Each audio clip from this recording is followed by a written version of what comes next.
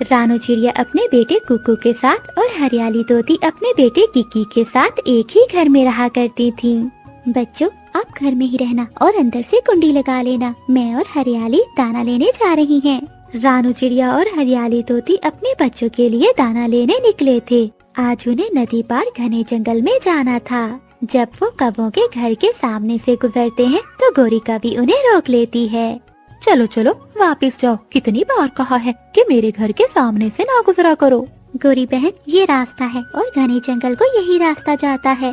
सब यहीं से गुजर के जाते हैं। ये घर मेरा है, मैं किसी को अपने घर के पास से नहीं गुजरने दूंगी। तुम अपने घर जाओ। रानू छोड़ो, इस कवि के मुंह मत लगो, हम दूसरे रास्ते से चले जाएंगे। पर हरियाली बहन, वो रास्ता बहुत लंबा है। लंबा है तो मैं क्या करूं, मगर मैं तुम्हें यहाँ से नहीं जाने दूंगी। फिर रानू चिड़िया और हरियाली तोती दूसरे रास्ते से चली जाती हैं। गोरी कवि बहुत खुश थी, वो जल्दी से अंदर जाती है। कालू, मैंने उन दोनों को भगा दिया। वो तोती तो डर गई, मगर चिड़िया चूं चूं कर रही थी। अगर दोबारा वो चिड़िया चूं चूं करे तो दो लगाना उसके, सब समझ आएगी। रानू चिड़िया और हरियाली तोती कबूतर के पास जाती हैं। कबूतर भैया, बहुत जालिम है वो कौवे, उन्होंने हमें घने जंगल की ओर जाने नहीं दिया। चिड़िया, ये तो बहुत अच्छा हुआ। मैं नदी पर पानी पी रहा था, तब मैंने देखा कि कुछ शिकारी घने जंगल की ओर जा रहे हैं। शुक्र है चिड़िया, हम बच गए। हाँ हरियाली बहन, मगर अब हम दाना कहाँ से ढूंढेंगे? जंगल में बड़े पेड़ पर कुछ मीठे फल लगे हुए हैं, आप दोनों वहाँ से जाकर वो मीठे फल तोड़ लें। फिर हरियाली तोती और रानू चिड़िया बड़े पेड़ पर चली जाती हैं। वो दोनों अपना फल खा लेती हैं और अपने बच्चों के लिए भी तोड़ लेती हैं। हरियाली बहन, मैं आपको कब से कह रही हूँ कि हम किसी दूसरे जंगल में चले जाते हैं जहाँ हमें काले कौवों का डर न हो। चिड़िया, हम ऐसे कहाँ चले जाएं? याद रखना, ऐसे काले कौवे हर जगह ही मिलेंगे। हरियाली, कल वो कौवे हमारे बच्चों को भी तंग कर रहे थे। चिड़िया, उन कौवों का तो काम ही यही है, देखना एक न एक दिन वो सुधर जाएंगे। हरियाली, न जाने वो दिन कब आएगा। फिर वो अपने घर जाकर बच्चों को फल खिला देती हैं। फिर वो बच्चे अपनी मम्मा से बातें करने लगते हैं। मम्मा, कल हमें भी साथ लेकर जाना, मैं आपका दाना ढूंढने में मदद करूँगा। मम्मा, याद है जब मैं और किकी आपके साथ गए थे तो किकी रास्ता भूल गया था। ये कहकर कुकू हंसने लगता है। बच्चों की बातें करने की आवाज कौवों के घर तक जा रही थी। कालू, एक बार तो जाना और बच्चों को चुप करा कर आना। मैंने उन्हें कितनी बार कहा है कि आहिस्ता बोला करें, मैं अभी जाता हूँ। कालू कौवा गुस्से में रानू चिड़िया के घर जाता है और दरवाजे पर जोर जोर से दस्तक देता है। रानू चिड़िया दरवाजा खोलती है। अपने बच्चों से कहो कि आहिस्ता बोले, मेरी पत्नी की नींद खराब हो रही है। क्या हम अपने घर में बात भी नहीं कर सकते? तुम जाओ यहाँ से। चिड़िया की बच्ची, एक लगाऊंगा तो वहाँ जाकर गिरोगी। शोर सुनकर हरियाली तोती भी बाहर आ जाती है। कालू, क्या हुआ है? क्यों शोर मचा रहे हो? अपनी सहेली से कहो आहिस्ता बोले, वरना मैं छोड़ूंगा नहीं किसी को। ठीक है कौवे, तुम जाओ, हम चुप कर जाते हैं। फिर कालू कौवा वहाँ से चला जाता है। दूसरे दिन ठंड बहुत ज्यादा थी। कालू कौवे और गोरी कौवे ने चिड़िया के पेड़ के नीचे आग जलाई हुई थी। हरियाली तोती नदी से पानी पीकर आ रही थी कि वो आग को देखकर कौवों के पास जाती है। अगर आपने आग जलानी ही है तो किसी और जगह जला ले, यहाँ से हमारे घर तक भी जा सकती है। तोती, तुमने जो करना है कर लो, हम तो इसी पेड़ के नीचे आग जलाएंगे। कौन रोक सकता है हमें? हरियाली तोती जल्दी से रानू चिड़िया के पास जाती है। वो कौवों से लड़ना नहीं चाहती थी। चिड़िया, जल्दी करो, उन कौवों ने हमारे पेड़ के नीचे आग जलाई हुई है। मैंने उनसे बात की मगर वो अपनी जिद। हरियाली बहन, अब हम क्या करें? वो कौवे तो किसी की बात नहीं सुनते। चिड़िया, आज हम बच्चों को साथ ले जाते हैं। हवा चल रही है और आग का कुछ पता नहीं, और वो कौवे जिद पर हैं। वो आग बुझाने के लिए तैयार नहीं है। हाँ हरियाली बहन, अब ये कौवे कुछ ज्यादा ही बढ़ते जा रहे हैं। फिर हरियाली तोती और रानू चिड़िया अपने बच्चों को साथ लेकर जंगल से दाना लेने चले जाते हैं। वो कौवे आग सेकते हैं और फिर जलती हुई आग को छोड़कर वहाँ से चले जाते हैं। हवा का झोंका आता है और चिंगारी सीधा जाकर चिड़िया के घर पर गिरती है और उनके घर को आग लग जाती है। कबूतर वहाँ से गुजर रहा था।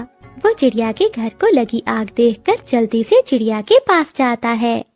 चिड़िया, बहुत बुरा हुआ, बहुत बुरा हुआ। तुम्हारे घर को आग लग गई है, तुम्हारा घर जल रहा है।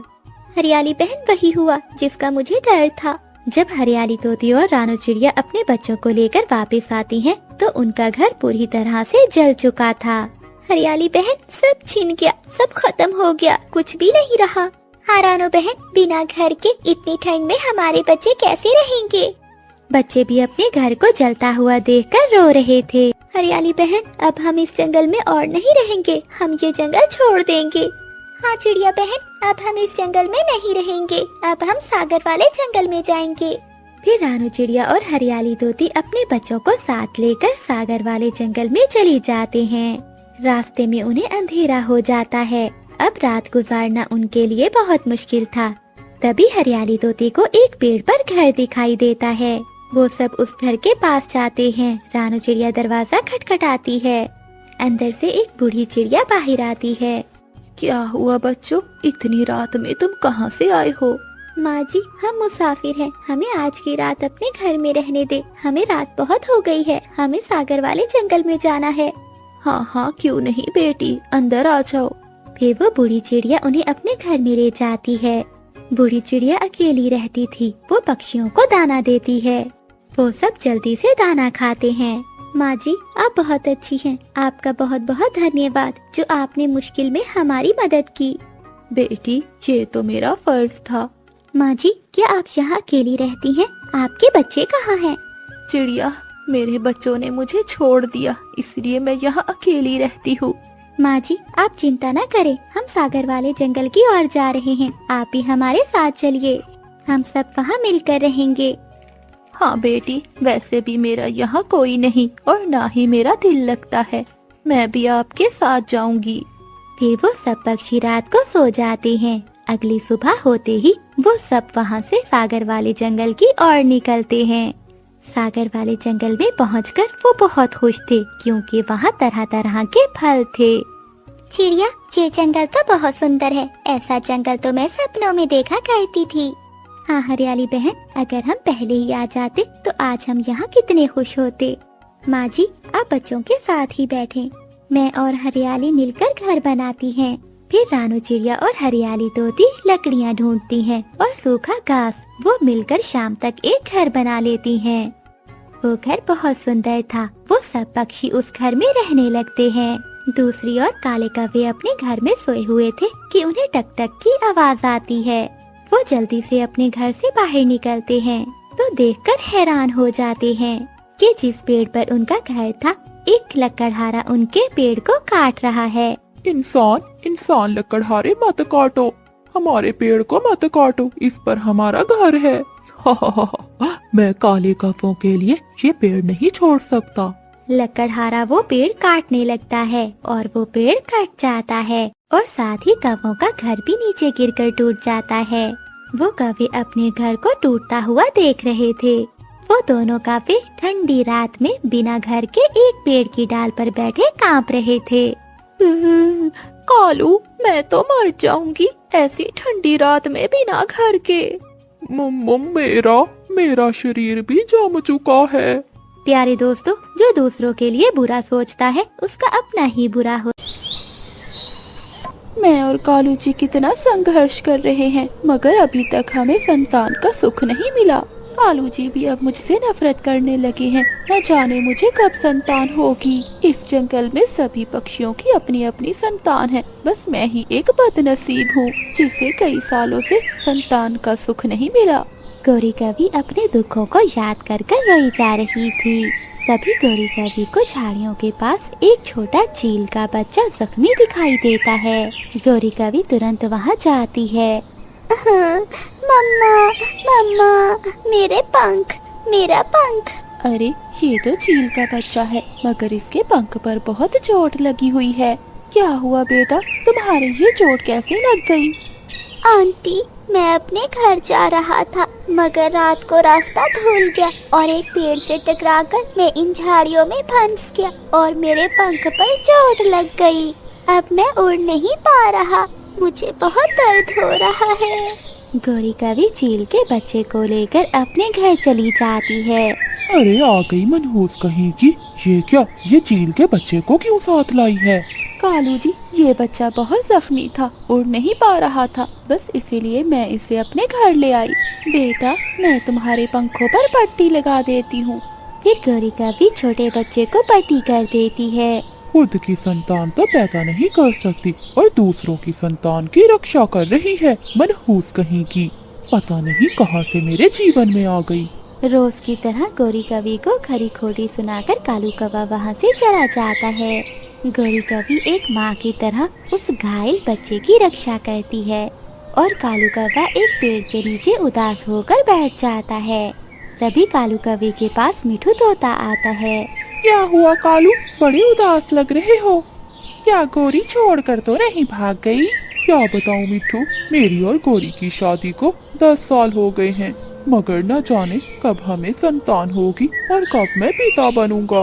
कालू कवि, एक काम करो कि तुम गौरी कवि को छोड़ दो और किसी कवि से शादी कर लो। मुझे तो लगता है गौरी कवि बांझ है और वो कभी भी संतान पैदा नहीं कर सकती। फिर मिठू तोता वहाँ से चला जाता है। बात तो ठीक करके गया है मिठू, लगता है गौरी सच में बांझ है। अब तो गौरी कवि को अपने घर और अपनी जिंदगी से निकालकर हमेशा हमेशा के लिए बाहर फेंकना होगा। मैं अपनी माँ के साथ रहता हूँ। मैं उड़ते उड़ते इस जंगल में खो गया था और रात के अंधेरे में मैं बहुत डर गया था, इसलिए न जाने कब मैं उन झाड़ियों में फंस गया। बेटा, तुम्हें ऐसे बाहर नहीं निकलना चाहिए था। अगर तुम्हें कुछ हो जाता तो तुम्हारी माँ पर क्या गुजरती।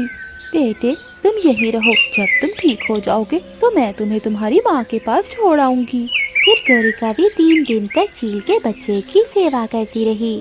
एक दिन गौरी कवि चील के बच्चे को पहाड़ों पर छोड़कर वापस चली आती है।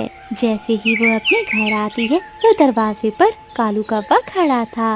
अरे मनहूस कहीं की, कहाँ चली आ रही है? गले से लगाती है। गौरी बहन, आपका बहुत बहुत शुक्रिया।